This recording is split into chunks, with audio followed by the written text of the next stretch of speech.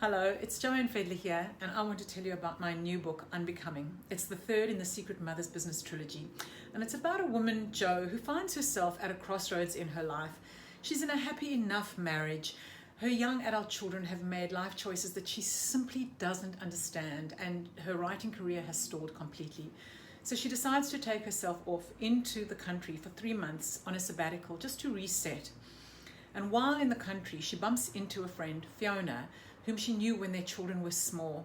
And Fiona has just become widowed, and Fiona invites her to come with her and a group of friends for an overnight secret sacred walk into the Australian bush where they will do a sacred ritual. And these words, sacred and silent, really evoke something in the main character. She realizes this is what she's been missing.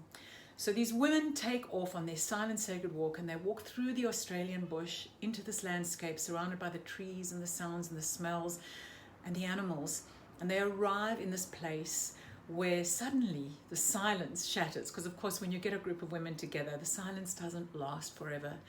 And around a tended fire, these women start to tell the stories of their lives.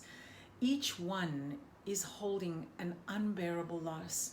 But as the stories flow and the secrets are shared, they find that they each have a gift to give each other.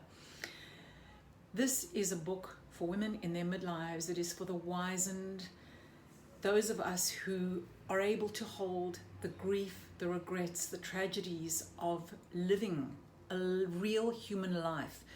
Those of us who have given up on the fantasies of youth and magical thinking. Those of us who recognize that the world that we birthed our children into 20 years ago is not the world that they have inherited. And how do we sit with that grief of what is still to come and the future that our children are so desperately wanting to have? Though the story is about women who are able to squarely face where we are at this time on this planet, it is also about what happens when women get together and how we are able to find those little cracks of light and joy that shine through, whether it is in tasting a delicious morsel of food that someone has cooked from her tradition that has been handed down, or laughing hysterically at an inappropriate comment that somebody has made, or just trying to empty your bladder without splashing onto your shoes or wetting your undies. This is a book which honors the midlife turning point for women. I hope that you enjoy Unbecoming.